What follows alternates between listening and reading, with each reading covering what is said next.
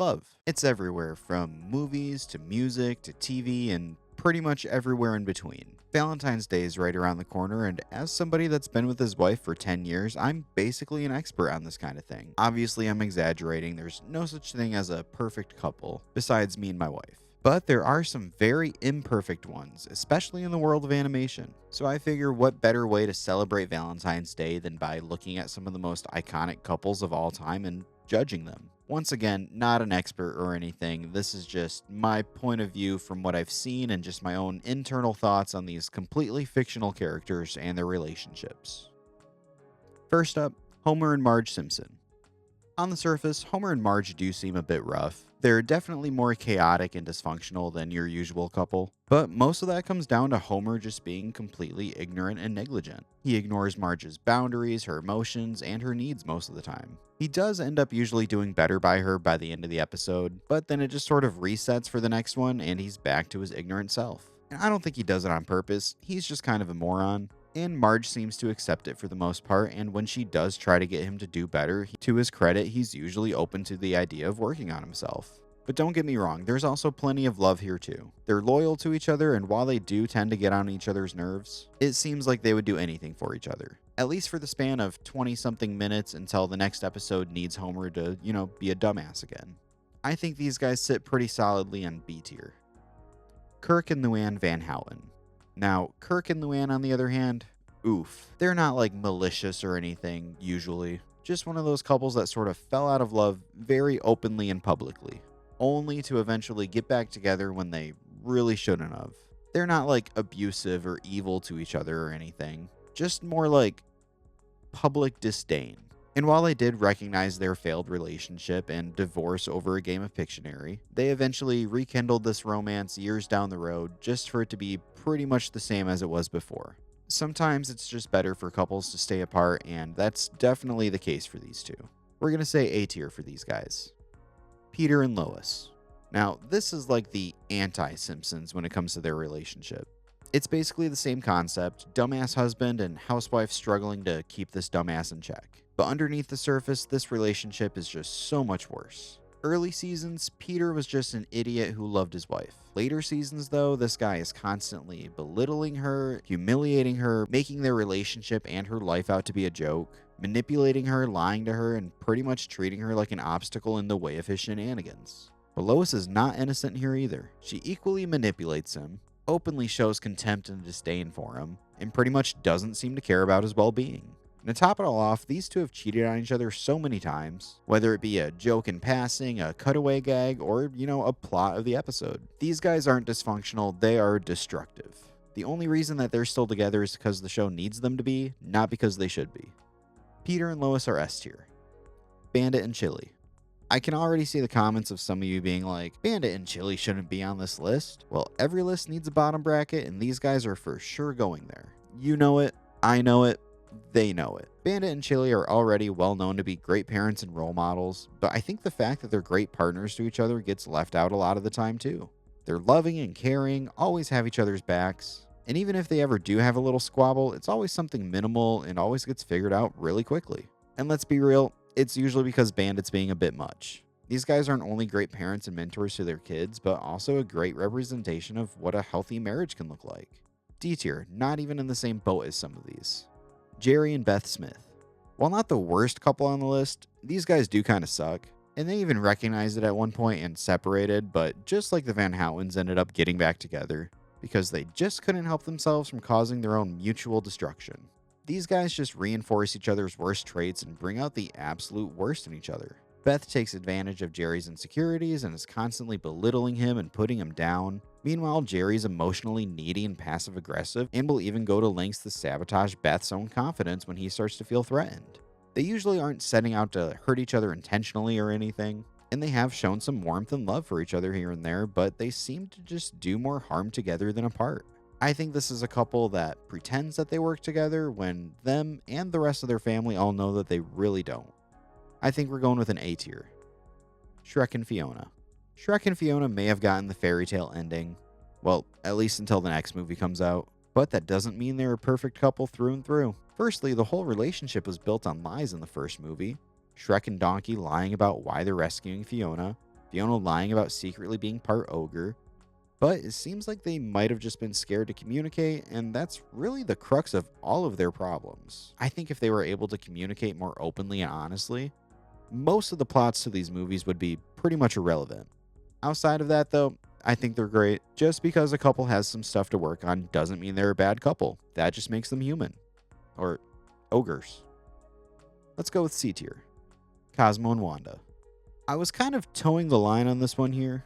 On one hand, these two are very loving and affectionate with each other. They're choosing to be together pretty much for all of existence, going from kid to kid. But on the other hand, you've got the Cosmo of it all. Dude is a grade A dummy and constantly putting himself, Wanda, and, the rest of the universe in danger.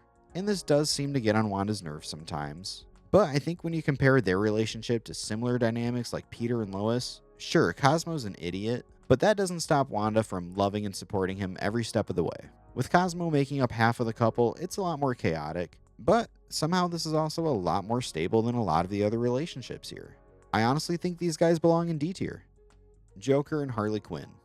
Literally the poster child for unhealthy relationships. This entire relationship, whether it's in the comics, the movies, video games, animated series, is pretty much built on abuse. Joker is consistently manipulating and controlling Harley. She loves him and he loves the power that he holds over her. He isolates her from others, uses his affection as both a reward and a punishment, and puts her life in danger on a daily basis. And sometimes just because he finds it funny. And unlike someone like Peter who does this kind of thing because he's an uncaring idiot, Joker knows exactly what he's doing and enjoys every second of it. Now, Harley's no saint. She's got issues up the wazoo. But Joker exploits those issues to the fullest extent purely for his own enjoyment. S tier, no doubt. You knew it coming into this video. Harley Quinn and Poison Ivy. Just as sort of like a juxtaposition here, let's take a look at Harley and Ivy's relationship. Both still supervillains, but also so much healthier. Is this a perfect relationship? Absolutely not. Harley's still a lunatic and Ivy enables it more often than not. They're also pretty codependent, often leaning on each other to be their emotional backbone instead of really trying to fix any issues for themselves. But at the same time, there's no manipulation, no emotional distress, no trapping the other in the relationship or, controlling the other person. There's genuine love and affection here. They support each other and usually have the other person's best interest in mind. Not a perfect couple by any means, but quite a bit better than the original relationship. Let's go C tier. Muriel and Eustace. While initially these guys might come off a little toxic, mostly due to Eustace being, a dickhead, I actually think they work really well together. I feel like most people know a couple that sort of exists in the same space as these guys. Eustace is a cranky old geezer who's constantly upset at the world around him, and Muriel's this kind, gentle old lady who reels him back in and loves him despite his constant rage. And she isn't afraid to put him in his place at a moment's notice, and he respects her enough to know that she's usually right. She speaks her mind, makes her own decisions, and when it comes down to it, Eustace might complain the whole time, but it seems like he'd do pretty much anything to keep her happy and safe, even if it cuts into his TV time. There's no sort of power dynamics or anything like that at play here. Just a grumpy old geezer and a sweet old lady who puts him in his place. I honestly think these guys go on D tier. Drew and Charlotte Pickles. I think these guys are fine for the most part. Sure, their child is an absolute monster at times, but I don't think that's because they're arguing in front of her or anything. They both just seem kind of work-oriented and checked out for the most part when it comes to family life, and so that probably includes their relationship. Just a mostly functioning household where everyone's a bit more focused on themselves than each other. I've never really seen an interaction between the two where I'm like, aw, but at the same time, I've never had one where I'm like, aw. Not goals or anything, but definitely not the worst out there. I feel like these two end up on C tier. Bob and Miriam Pataki. Okay, we've seen some pretty dysfunctional relationships, mostly when it comes to the adult animated shows, but this one might take the cake for the shows aimed at kids. Bob and Miriam have got some issues. Not only do they constantly stress Helga out by comparing her to her older sister Olga, and just kind of seem to stay checked out of her life for the most part, but they also have some very blatant coping mechanisms with life that don't really seem to include supporting each other. First off, Miriam is all but confirmed to be an alcoholic, at least in the show. The writers, on the other hand, have gone on record to say, yeah, she was drunk pretty much the whole time, but the show just kind of implies it. Meanwhile, Bob is prone to anger, consistently competitive, And if the way he treats his own daughter is any indication, I just don't see this guy being the affectionate or romantic type with his partner. It seems these two are only really happy around each other when their golden goose of a daughter, Olga, is around. Other than that, I can't think of a single scene in this show where I'm like, that's a happy couple right there. I'm going to go with a B tier.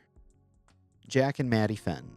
Now, Jack and Maddie might be full of chaos, but they're also pretty full of love. These guys are crazy, but they're also crazy about each other. They openly admire and care about each other and will do pretty much anything to protect the other at the drop of a hat, whether it's from ghosts or creepy exes. Jack's definitely the more unhinged, but Maddie still seems to completely respect him and believe in him. There's no undermining or resentment at any moment here. The only time in the show that I can think of where they really get into a big argument is the Christmas episode where they argue over whether or not Santa's real. And even then, the episode makes a point to show that they set that aside to celebrate Christmas with each other. They never talk down to each other, never belittle each other, and just seem to genuinely care for and admire one another. I think this is secretly one of the best relationships in an animated show. So they're going on D tier, which I guess I didn't really explain at the beginning. Top is bad, bottom's good. Golf rules, kind of.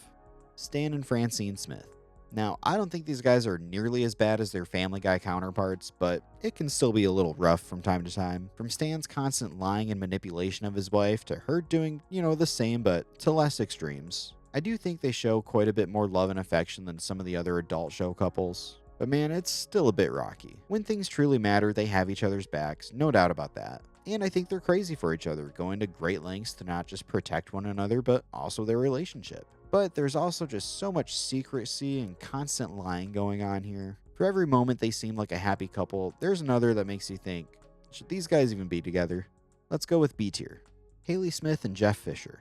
I do think these guys are a bit more healthy, but not by much. While they do come across more as equals and have each other's backs more often than not, Haley still shows plenty of times she's her father's daughter. She usually ends up taking control of the relationship while Jeff just sort of lets her walk all over him. I think it's more rare than it is with Stan and Francine, but it's still definitely there. I think you give these guys the same amount of time as Stan and Francine, they come out, a little bit more healthier and stable. They seem to be constantly working on things and trying to grow together as a couple, but the real difference is that growth actually seems to stick. So we're going to throw these guys on C tier. Randy and Sharon Marsh. Here we have yet another example of one partner just sort of causing constant chaos in their lives, and the other partner being left to pick up the mess. Randy is almost always going through some sort of midlife crisis and trying to change things up, leaving Sharon to do her best to keep some semblance of sanity in check for her family.